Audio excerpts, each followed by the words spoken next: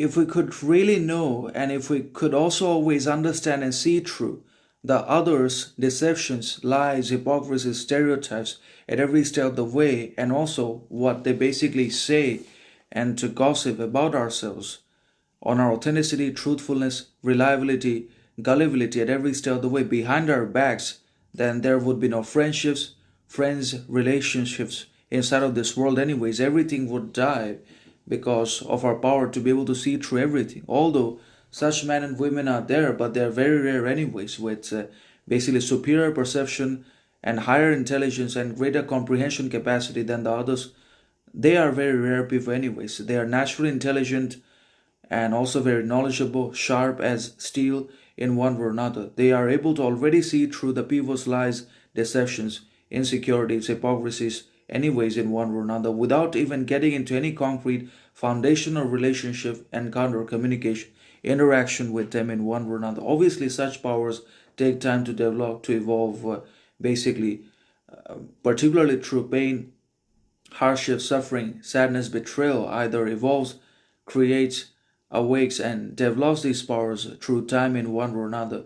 But then again, these powers enable only some men and women to be able to see through everything, because these powers can only be accessed and made available and possessed by the select few men and women in the world who are naturally very intelligent, whose souls, psyches are much more intelligent, sharper, higher than the massman, than the herd can possibly imagine, or they cannot even anticipate into their lives in one or another. But if we could always see through and understand and know all of the others' hypocrisies, biases, shadows about what they are trash talking about ourselves behind our backs, then we would not have been able to make any friendships, relationships, friends at all inside of this world. Then there would have been no tangible, reliable friendships. Everything would have fallen apart, which is quite the case because the modern times, in the modern society, there is only addiction to the phone or to the different distractions, comforts, pleasures in life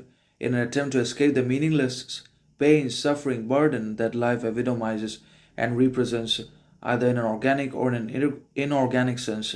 And also there is the attempt to normalize everything, and there are no friends anymore because the validation, attention, approval is now everything. That has replaced all the organic friendships and authentic relationships in this world.